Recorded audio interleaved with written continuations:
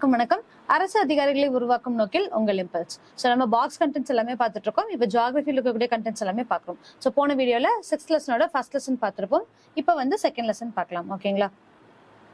Second lesson என்ன அப்படின்னு சொல்லி பார்த்தோம்னா நிலப்பரப்பும் பெருங்கடல்களும். இதுல என்னென்ன பாக்ஸ் கண்டென்ட்ஸ் கொடுத்துருக்காங்கன்னு பார்க்கலாம். ஃபர்ஸ்ட் ஒன், நம்மளுடைய நிலத்தோற்றங்கள் எந்த மாதிரியான வகைப்பாடுகளை செஞ்சிருக்கும் அப்படிங்கறத பார்த்திருப்போம். நம்மளோட நிலத்தோற்றம் அப்படிங்கிறது ரொம்ப ரொம்ப இம்பார்ட்டன்டான ஒரு விஷயமாவும் இருக்கும். அது தமிழ்லயும் சரி, ஜியோகிராஃபிலையும் சரி, உங்களுக்கு யூனிட் 8 யூனிட் 9லயும் சரி, யூனிட் 9லயும் சரி, இந்த மாதிரி கொஸ்டின்ஸ் திரும்ப திரும்ப கேட்டுட்டே இருப்பாங்க எத்திக்ஸ் சம்பந்தமா. அப்படி பார்க்கும்போது சங்க இலக்கியத்திலுடைய நில வகைப்பாடு அப்படின்னு சொல்லி பார்த்தோம்னா 5 வகையான நிலங்கள் நம்ம பிரிச்சிருப்போம். அது என்னன்னா குறிஞ்சி, முல்லை, மருதம், நெய்தல், பாலை அப்படின்னு சொல்லி பிரிச்சிருப்போம். குறிஞ்சி அப்படிங்கிறது மலையும் மலை சார்ந்த நிலமும், முல்லை அப்படிங்கிறது காடும் காடு சார்ந்த நிலமும், மருதம் அப்படிங்கிறது வயலும் வயல் சார்ந்த நிலமும், நெய்தல் அப்படிங்கிறது கடலும் கடல் சார்ந்த நிலமும், பாலை அப்படிங்கிறது மணலும் மணல் சார்ந்த நிலமும். இந்த மாதிரியான கேட்டகரைசேஷன் நம்ம கொடுத்திருக்காங்க. சரிங்களா? இதை வச்சு நம்ம எந்த பகுதியில வாழ்றோம் அப்படிங்கறத கொஸ்டினா அவங்க கேட்டிருக்காங்க. நம்மளுடைய இதுக்காக தான் நிலத்தோற்றத்தினுடைய வகைகள். இந்த இதை பொறுத்த வரைக்கும் நிலத்தோற்றம் எத்தனை வகைகளாக பிரிக்கப்படுகிறது அப்படின்னு சொல்லி பார்த்தோம்னா முதல் நிலை கண்டங்கள், அதாவது முதல் நிலை, 2ஆம் நிலை, 3ஆம் நிலை அப்படின்னு சொல்லிட்டு 3ஆ பிரிக்கப்படுது. முதல் நிலை என்ன அப்படின்னு சொல்லி பார்த்தோம்னா கண்டங்கள் பெருங்கடல்கள். ஓவரால் நம்மளுடைய வேர்ல்டு எடுத்துக்கிட்டோம் அப்படின்னா அதுல எவ்வளவு கான்டினென்ட்ஸ் இருக்கு, எவ்வளவு ஓஷன் இருக்கு அப்படிங்கறத மட்டும்தான். அதான் சொல்லியிருக்காங்க. 2வது நிலை அப்படின்னு சொல்லி பார்க்கும்போது அந்த கண்டங்கள்ல எதெல்லாம் மலைகள், பீடபூமிகள், சமவெளிகள் இருக்கு அப்படிங்கறத பார்க்கணும். 3ஆம் நிலையில பார்க்கும்போது பள்ளத்தாக்குகள், கடற்கரைகள், மணல் குன்றுகள். இதுதான் நிலத்துடைய வகைகள். இப்படிதான் நிலத்தோற்றங்கள் எப்படி வகைப்படும் அப்படின்னு சொல்லி நம்ம கேட்டகரைஸ் பண்ணியிருப்போம். சரிங்களா? அடுத்தது இந்த பாக்ஸ் என்ன கொடுத்திருக்காங்கன்னு பார்க்கலாம். நிலச்சந்தி. நிலச்சந்தினா என்ன, நீர் சந்தினா என்ன அப்படிங்கக்கூடிய கொஸ்டின் வரும். ஸ்ட்ரைட், பாக்ஸ் ஸ்ட்ரைட் அப்படின்னு சொல்லி சொல்லுவோம். ஸ்ட்ரைட் அப்படின்னா நீர் சந்தி, நிலச்சந்தி அப்படிங்கிறது என்ன? நிலச்சந்தி அப்படிங்கிறது என்ன சொல்லியிருப்போம், 2 பெரிய நிலங்களை இணைக்கக்கூடியது. அதே மாதிரி நீர் சந்தி அப்படிங்கிறது 2 பெரிய, அது ஒரு ஓஷனையும் ஒரு கழிமுகங்களையும் இணைக்கக்கூடிய ஒரு பகுதி நீர் சந்தி அப்படின்னு சொல்லி சொல்லியிருப்போம். இப்போ பாக்ஸ் ஸ்ட்ரைட் அப்படின்னு சொல்லி பார்த்தோம்னா அது குஜராத்ல இருந்து வரக்கூடியது, இங்க ஸ்ரீலங்கால இருந்து கீழ இருந்து வரக்கூடிய ஒரு விஷயம். அந்த இடத்துல ஒரு பெருங்கடலோட சேரக்கூடிய ஒரு இடம், அதுதான் என்னன்னு சொல்லியிருப்போம் அப்படின்னா பாக் நீர் சந்தி அப்படின்னு சொல்லி சொல்லியிருப்போம். சரிங்களா? அங்க கல்ஃப் ஆஃப் மன்னார், கல்ஃப் அதெல்லாம் இருக்கும். அதெல்லாம் என்னங்கிறத பின்னாடி பார்க்கலாம். இப்போ நிலசந்தி அப்படிங்கிறது 2 பெரிய நிலப்பரப்புகளை இணைக்கக்கூடியதும் அல்லது 2 பெரிய நீர்ப்பரப்புகளை பிரிக்கக்கூடியதுமான மிக குறுகிய பகுதி நிலசந்தி அழைக்கப்படுகிறது. புரிஞ்சுதுங்களா? 2 நிலப்பரப்புகளை இணைக்கக்கூடியது அப்படின்னு சொல்லி சொல்லிட்டாங்க. ஃபார் எக்ஸாம்பிள் இப்போ நார்த் அமெரிக்கா, சவுத் அமெரிக்கா அப்படி எடுத்துக்கலாம். இந்தியா, ஸ்ரீலங்காவை கூட இருக்கலாம். 2 நிலப்பரப்புகள், இந்த 2 நிலப்பரப்புகளை இணைக்க கூடிய அல்லது 2 பெரிய நீர் பரப்புகளை பிரிக்கக்கூடியமா இருக்கக்கூடிய நிலச்சந்தி தான், நிலப்பகுதி தான் நிலசந்தி அப்படின்னு சொல்லி அழைக்கப்படுது. சரிங்களா? அடுத்தது டிசம்பர் 11 அப்படிங்கிறது சர்வதேச மலைகள் தினம். ஓகேங்களா? இதுவும் இம்பார்ட்டன்டான விஷயம். அதுக்கப்புறம் என்னென்ன டேஸ் அவங்க கேட்பாங்க.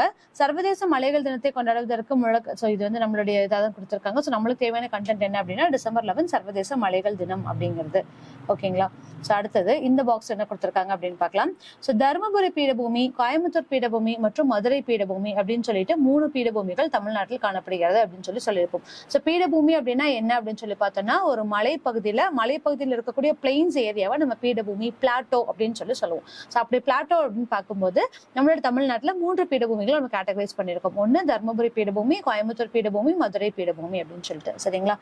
அடுத்தது மலைத்தொடர்கள், சிகரங்கள், கண்டங்கள், உயரம். இது நம்மளே எடுத்துக்கணும். இந்த மலைத்தொடர்ல எந்த சிகரம் இருக்கு, அது எந்த கண்டங்கள் இருக்கு, அதோட உயரம் என்ன அப்படிங்கறத ஃபில் பண்ண சொல்லியிருக்காங்க. சரிங்களா? அடுத்த பாக்ஸ் என்ன கொடுத்திருக்காங்கன்னு பார்க்கலாம்.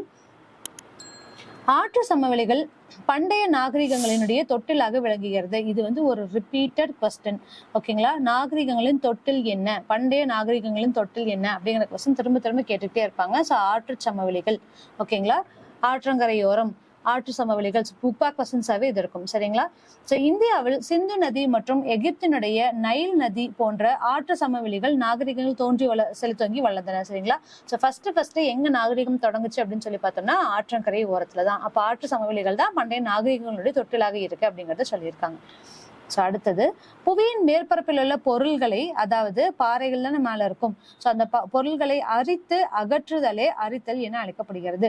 ஒண்ணும் இல்ல, அங்க திரும்ப திரும்ப ஒரு ரெசிஸ்டன்ஸ் தங்கிக்கிட்டே இருக்கும்போது என்ன ஆகும் அப்படின்னு சொல்லி பார்த்தோம்னா அந்த பாறைகள் எல்லாம் அரிக்க ஆரம்பிக்கும். அதுதான் அரித்தல் செயல் அப்படின்னு சொல்லி சொல்றோம். இது எப்படி அப்படின்னா இவ்வாறு அரிக்கப்பட்ட பாறை துகள்கள் கடத்தப்பட்டு தாழ்நில பகுதிகளில் படிய வைக்கப்படுகிறது. இச்செயல்களை படிய வைத்தல் என அழைக்கிறோம். ரொம்ப சிம்பிள். அப்படி படிய வைக்கதான் நம்மளுடைய மணல்களா இருக்கட்டும், அங்க இருக்கக்கூடிய விஷயங்கள் எல்லாமே இருக்கும். கரிசல் மண், இது எல்லாமே வந்து என்னன்னா பாறைகள்ல இருந்து அது ஒவ்வொன்றும் வந்து அரிச்சு நம்மளுக்கு கொடுக்கக்கூடிய விஷயங்கள் சொல்லியிருக்காங்க. சரி, என்ன சொல்றாங்க, பாறைகள்ல இருந்து அரிக்கக்கூடிய விஷயங்கள் அரித்தல் அப்படின்னு சொல்றாங்க. அந்த அரிக்கப்பட்ட மணல் எல்லாமே உயரழுத்த பகுதியிலிருந்து தாழ்வழுத்த பகுதிக்கு வந்திருக்கும். அப்படி தாழ்வழுத்த பகுதிக்கு வரத படிய வைத்தல் அப்படின்னு சொல்லியிருக்காங்க. சரிங்களா? சோ அடுத்தது பெருங்கடல்களுடைய பரப்பளவு கொடுத்திருக்காங்க. ஸோ இருக்கிறதுலே எது பெருசு அப்படின்னு சொல்லி பார்த்தோம்னா பசிபிக் பெருங்கடல். பசிபிக் பெருங்கடல் அப்படிங்கிறது ஸோ நம்மளுடைய மேப்பை வந்து இப்படி திருப்பி பார்த்திருப்போம். ஸோ அப்படி சொல்லி பார்க்கும்போது இந்த பக்கம் நார்த் அமெரிக்கா இருக்கும், சவுத் அமெரிக்கா இருக்கும், so south Africa, Asia continent, Australia continent இப்படி இருக்கும். ரைட்? ஸோ இந்த பக்கம் இருக்கக்கூடியதும் இந்த பக்கம் இருக்கக்கூடியதும் சேர்ந்துதான் வந்து என்ன அப்படின்னு சொல்லி பார்த்தோம்னா பசிபிக் பெருங்கடலா இருக்கும். சரிங்களா? ஸோ அதுதான் வந்து இங்க கொடுத்திருக்காங்க. இருக்கிறதுலே ரொம்ப பெருசு பசிபிக் பெருங்கடல். அதுக்கப்புறம் அட்லாண்டிக் பெருங்கடல் அப்படிங்கிறது 23%, இந்திய பெருங்கடல் அப்படிங்கிறது 20%. இந்தியாவுக்கு கீழே மட்டுமே இருக்கும். கரெக்டுங்களா?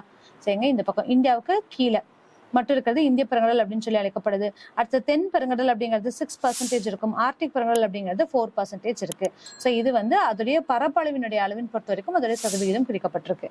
ஸோ இது என்ன அப்படின்னு சொல்லி பார்த்தோம்னா உலகின் உயரமான எவரெஸ்ட் சிகரம். ஸோ எவரெஸ்ட் சிகரம் அப்படிங்கிறது உலகத்திலே மிக உயர்ந்த சிகரம் அப்படின்னு சொல்றாங்க. ஸோ 8,848 அப்படின்னு நம்ம க்ளூவோட வச்சுக்கலாம். 8,848 மீட்டர் இந்த எவரெஸ்ட் சிகரத்துடைய உயரம் அப்படின்னு சொல்லி பார்க்கும்போது 8848. இது எப்படி நம்ம ஞாபகம் வச்சுக்கலாம் அப்படின்னா 2 எட்டு எடுத்து வச்சு 4 எட்டுல எவரெஸ்ட் நம்ம கிராஸ் பண்ணிடலாம் அப்படிங்கிறத நம்ம வச்சுக்கலாம். சரிங்களா? ஸோ அப்படி அது வந்து மீட்டர் அப்படின்னு சொல்லியிருக்காங்க. நெக்ஸ்ட் ஒன் மரியானா அகழியில வந்து பார்த்தோம் அப்படின்னா 10,994 மீட்டர் மைனஸ் அப்படின்னு சொல்லியிருக்காங்க. அதாவது அந்த எவரெஸ்ட் சிகரம் வந்து பார்த்தோம் அப்படின்னா மரியானா ட்ரென்ச்குள்ள கம்ப்ளீட்டாவே மூழ்கிரும் அப்படின்னு சொல்லியிருக்காங்க. ஏன் அப்படின்னு சொல்லி பார்த்தோம்னா மரியானா அகழி இருக்கிறதுலயே ரொம்ப ஆழமான ஒரு விஷயம் அப்படின்னு சொல்லி பார்த்தோம். ஆழமான அகழி அப்படின்னு சொல்லி பார்த்தோம்னா மரியானா ட்ரென்ச் தான், மரியானா அகழி. ஸோ என் கொஸ்டின் என்னன்னா மரியானா அகழி எந்த பெருங்கடல்ல இருக்கு அப்படிங்கறத கமெண்ட் செக்ஷன்ல ஆன்சர் பண்ணுங்க. ஓகேங்களா? ஸோ இப்போ இங்க ஏன் மீட்டர் மைனஸ் அப்படின்னு சொல்லி பார்த்தோம் அப்படின்னா அதாவது கடலுடைய ஆழத்தை குறிப்பிட்டதுக்கு இங்கே கொடுத்துருக்காங்க. கடலுடைய ஆழத்தை குறிப்பிட்டதுக்கு மீட்டர் மைனஸ் அப்படிங்கக்கூடிய குறியீட்டால குறிப்பிக்கப்படணும். அதாவது கடல் கீழே, அதாவது கண்டத்துக்கு கீழே போகுது அப்படிங்கிறது, கண்டத்துக்கு மேல இருக்கக்கூடியது மலைகளா இருக்கும். அதை வந்து மீட்டர் அப்படிங்கக்கூடிய வேல்யூல நம்ம மார்க் பண்றதா இருக்கும். ஓகேங்களா? ஸோ மரியானா அகழியோடைய ஆழம் என்ன அப்படின்னு சொல்லி பார்த்தோம்னா 10,994. சரிங்களா? 10,994. ஸோ இந்த பாக்ஸ் என்ன கொடுத்துருக்காங்க அப்படின்னு சொல்லி பார்க்கலாம். ஸ்பெயின் நாட்டின் மாலுமி ஃபெர்டினாண்ட் மெக்கல்லன் பசிபிக் என பெயரிட்டார். பசிபிக் அப்படிங்கிறதுக்குரிய பொருள் என்ன அப்படின்னு சொல்லி பார்த்தோம்னா அமைதி என்று பொருள். சரிங்களா? ஸ்பெயின் நாட்டுல யார் அப்படின்னு சொல்லி பார்த்தோம்னா ஃபெர்டினாண்ட் மெக்கல்லன் அப்படிங்கிறது தான் பசிபிக் அப்படின்னு பேர் வச்சாங்க அப்படின்னு சொல்லியிருக்காங்க. ஓகேங்களா? ஸோ நெக்ஸ்ட் ஒன் கண்டங்கள் மற்றும் பெருங்கடல்கள். ஸோ இந்த இடத்துல வந்து எது இருக்கிறதுலே பெருசு என்ன எங்கெங்கெல்லாம் எது இருக்கு அப்படிங்கிறது எல்லாத்தையுமே கொடுத்துருப்பாங்க. சரிங்களா? இந்த மேப்ல. ஸோ அந்த மேப் பார்த்துக்கோங்க. அடுத்தது இந்த பாக்ஸ் என்ன கொடுத்திருக்காங்க அப்படின்னா பாக் நீர் சந்தி வங்காள விரிகுடாவையும் பாக் வளைகுடாவையும் இணைக்கிறது அப்படின்னு சொல்லியிருக்காங்க. ஸோ மேலே நம்ம பார்த்தோம் நீர் ஸ்ட்ரைட் அப்படிங்கிறது. ரைட்?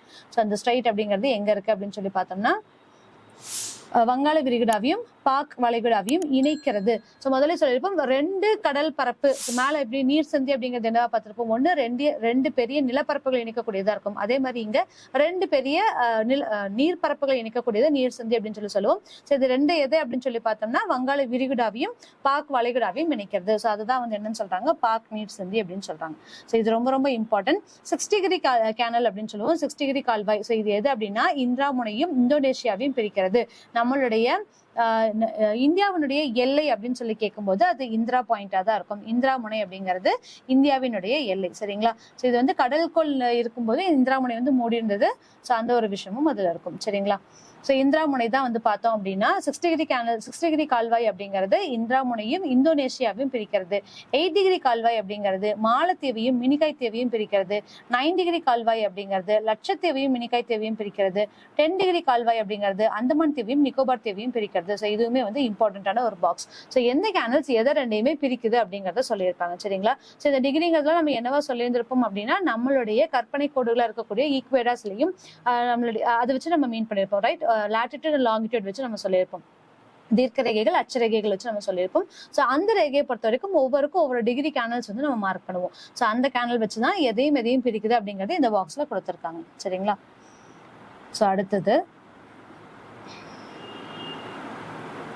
இதுல என்ன கொடுத்துருக்காங்க அப்படின்னா பசிபிக் பெருங்கடல் என்ன, இதோடைய பரப்பளவு என்ன, எந்த இடத்துல ஆழமா இருக்கும், அதோடைய ஆழங்கள் என்ன அப்படிங்கறது எல்லாமே இதுல கொடுத்துருக்காங்க. ஓகேங்களா?